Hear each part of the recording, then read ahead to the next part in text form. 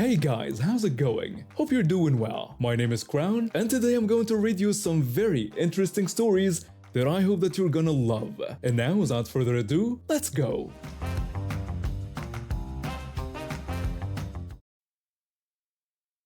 I've always had a complicated relationship with my grandfather. Don't get me wrong, he's not a bad person, just someone who grew up in a different time and can't seem to understand that things have changed. I'm currently working 2 jobs while pursuing my degree in engineering, and somehow that's not good enough for him.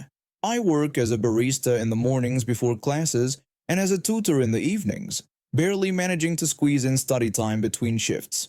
I used to spend a great deal of time at my grandparents' house. However, it was not with my grandfather's current wife, who is actually an amazing person, but rather with my biological grandmother. My grandparents divorced when my dad was only 6 years old.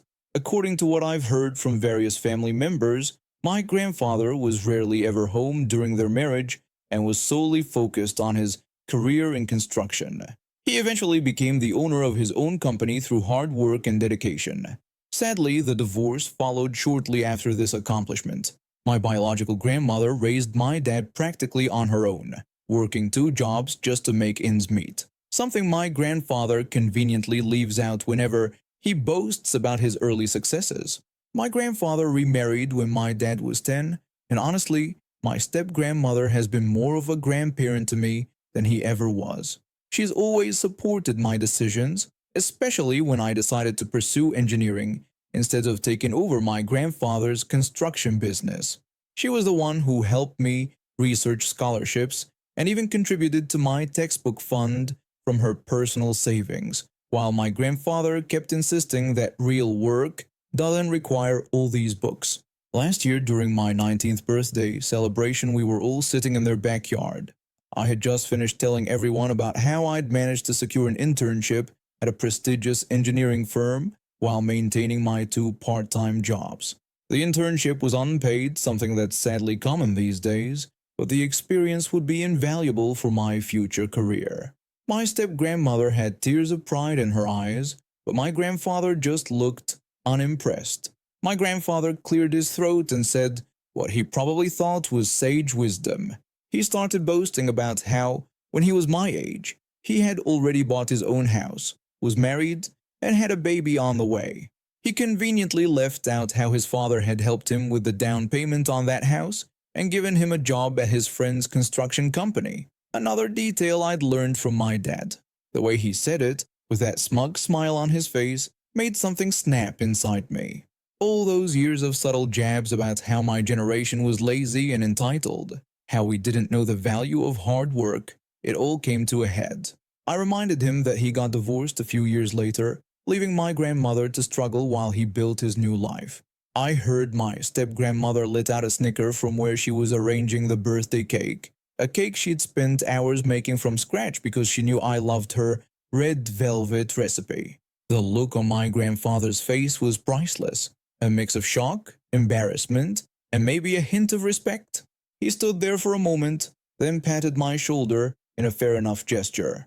My step-grandmother chimed in, saying he needed to hear that, pointing out that he'd been bragging about his early achievements since the day she met him. She'd been quietly observing his behavior for years, and I could tell she'd been waiting for someone to finally stand up to him. My grandfather tried to protest, but my step-grandmother cut him off. She explained how times had changed, pointing out that I was working twice as hard as he did at my age, and in this economy I still couldn't afford what he could back then. She even pulled out her phone to show him current housing prices compared to average wages, something she clearly researched beforehand. My grandfather looked between us, obviously wanting to argue but finding no support. Finally, he sighed and sat down. He tried to start another argument about how we just needed to work harder, but my step-grandmother stopped him, suggesting we celebrate my achievements instead. She then brought out a second surprise. She'd made a scrapbook documenting all my academic achievements and work experiences, showing just how much I'd accomplished already.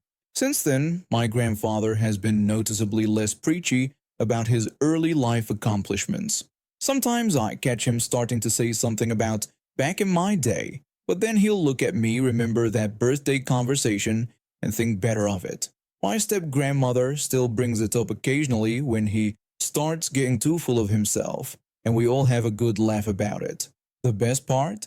Last week my grandfather actually asked me to explain what I do at my internship. He seemed genuinely interested, and for the first time he didn't compare it to his own experiences or tell me how I should be doing things differently. He even admitted that he wouldn't know where to begin with the kind of computer-aided design work I was doing. Progress is progress, even if it comes from a slightly bruised ego. My step-grandmother later told me she caught him bragging to his friends about his grandchild the engineer, though he'd probably deny it if I brought it up. First, let me give you some context about who I am. I spent 15 years running with one of the most notorious street gangs in Chicago. Started young, got pulled in by the promises of quick money and respect.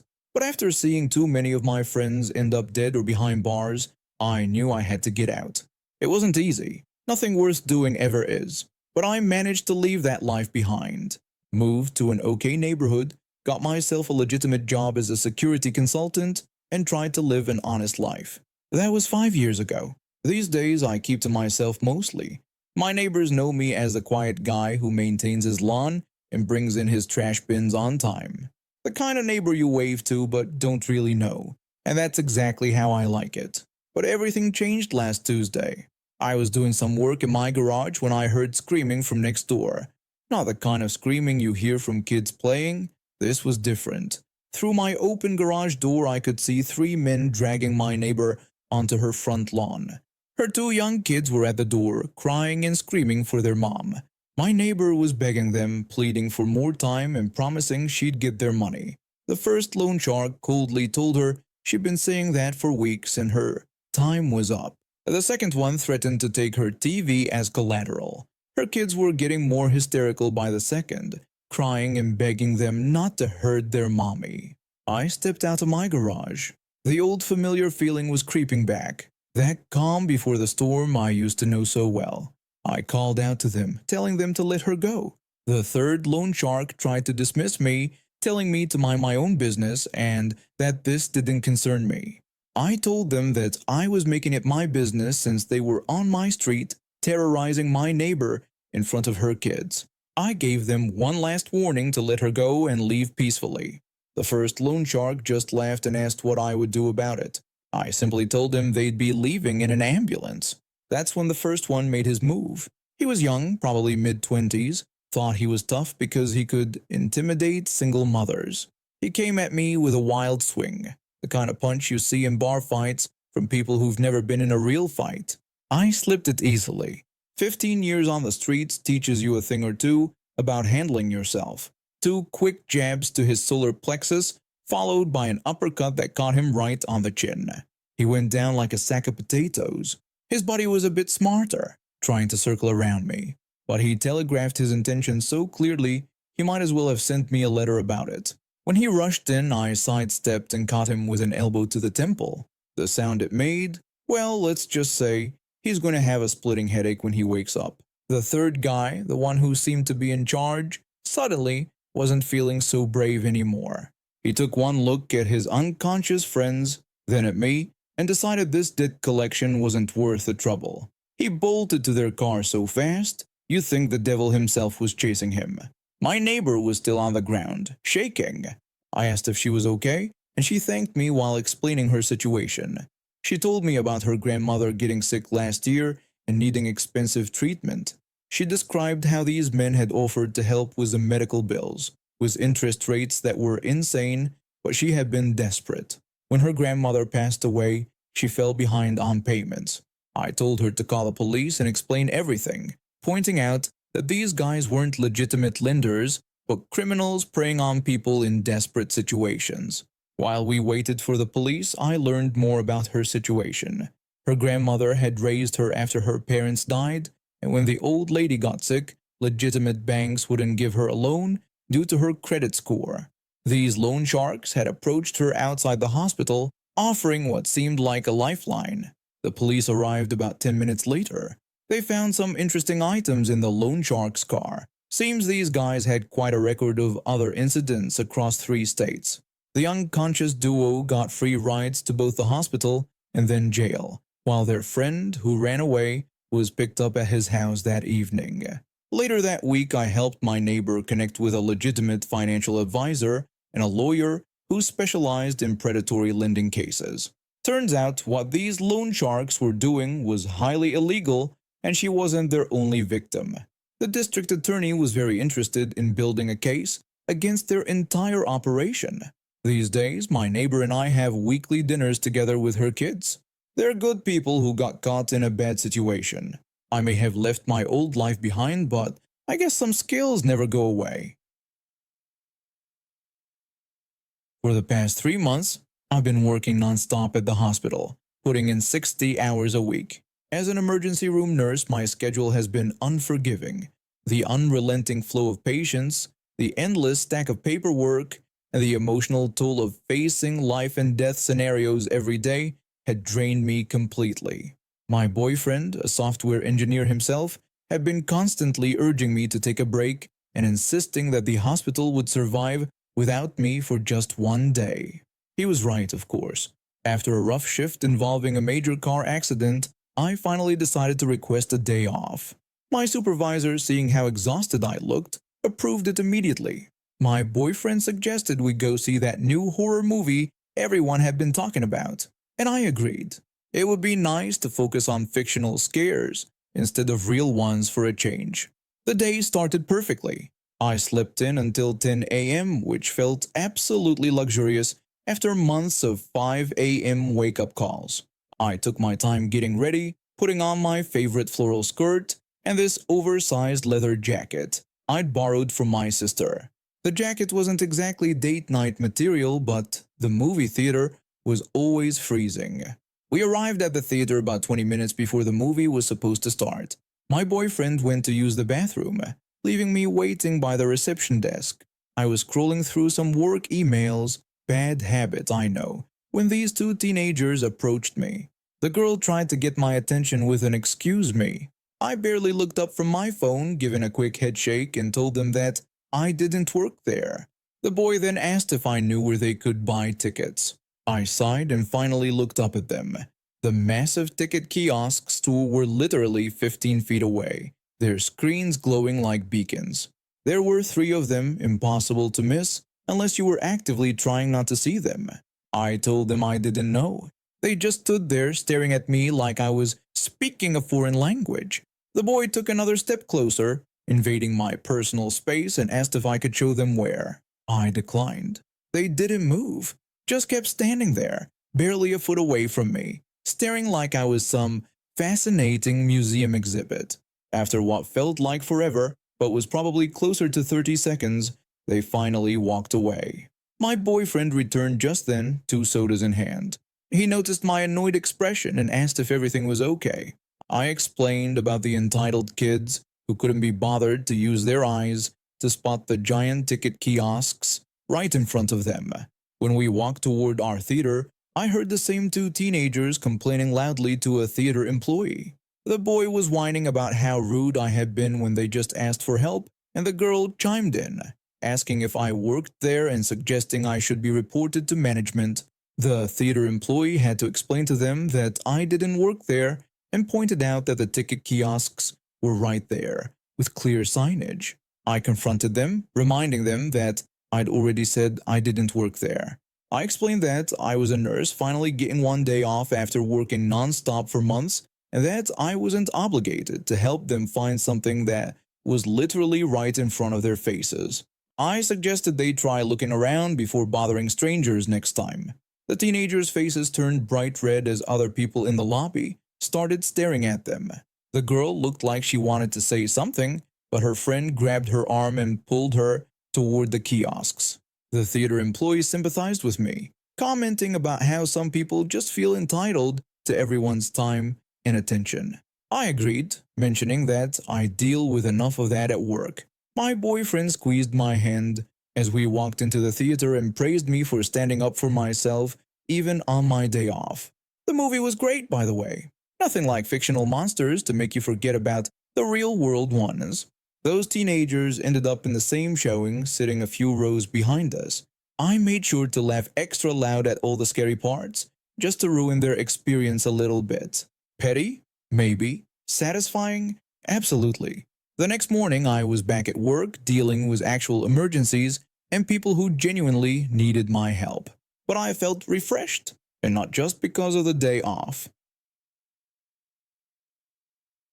During my childhood, my mother had an impressive collection of porcelain dolls. There were 6 in total, each one more breathtaking than the last. I was captivated by them, and I couldn't resist trying to play with them despite my mother's warnings. She would scold me, telling me that they were not toys but valuable collectibles. Back then I didn't fully comprehend the distinction, but I quickly learned to treat those dolls with reverence. When Mom passed away in 2020, she left all 6 dolls to my niece, my twin sister's daughter. My niece was 10 at the time, and the only granddaughter Mom knew about. Those dolls had been such a huge part of my childhood, even if I wasn't allowed to touch them. So I made a decision that I knew wasn't exactly right. I kept one doll for myself. My sister wasn't happy about it when she found out. She demanded that I return the doll, insisting that Mom had left all of them to her daughter. I tried to explain that these dolls meant something to me too since I grew up with them. When she wouldn't budge, I told her I was planning to give it to my niece when she was older and could really appreciate it. She didn't think this was a reasonable compromise, but since she couldn't force me to give it back, the matter was dropped temporarily. Then, Hurricane Laura hit Louisiana. We all had to evacuate, and I made sure to carefully pack the doll I had kept. It was irreplaceable after all. My niece, however, left all 5 of her dolls behind in their house. Every single one of them was ruined in the flooding. When we returned home after the hurricane, my sister changed her approach completely. She pointed out that since all the other dolls were destroyed, it was even more important that I return the one I had taken, as it was the only one left now. I argued back that the only reason this doll survived was because I cared enough to protect it. I pointed out that if I had given it to her, it would be ruined just like the others. My sister insisted that wasn't the point and kept repeating that they were meant for her daughter. I had to explain to her that the real issue was that my niece didn't value them enough to save them from a hurricane, despite being old enough to understand what evacuation meant. Fast forward to 2025, and I now have a daughter of my own. My sister is still insisting I return the doll, but now I have an even stronger reason to keep it. My mother never knew she would have another granddaughter, and I'm certain she would have wanted her to have at least one of these precious dolls too. Last week, my sister brought it up again during a family dinner. She started by saying it had been 5 years and that the doll belonged to her daughter, demanding once again that I return it. I told her that I decided to keep it for my daughter instead. This really set her off, and she started arguing that Mom had specifically left them to her daughter. I explained that Mom had left them to her only granddaughter at the time, but now there was another one. I added that, unlike her daughter, mine wouldn't leave it behind in a hurricane. That's when my niece finally revealed her true feelings, muttering that the dolls were ugly anyway and that she never even wanted them. This gave me the perfect opportunity to point out that she clearly didn't want them enough to save them from destruction and didn't want them now, so the doll should stay with someone who actually appreciates it. My sister stormed out of the dinner with my niece, but other family members who were present agreed with me. They remembered how much those dolls meant to me as a child, and they had seen how careful I'd been with the one I kept. Even our aunt pulled me aside later and quietly assured me that Mom would have wanted the dolls to go to someone who truly valued them. The doll now sits in a special display case in my daughter's nursery. Every time I look at it, I remember my mother and how she taught me to value beautiful things. Someday, I'll pass those same lessons on to my daughter, along with the last surviving doll from her grandmother's collection. And now we have reached the end of today's stories.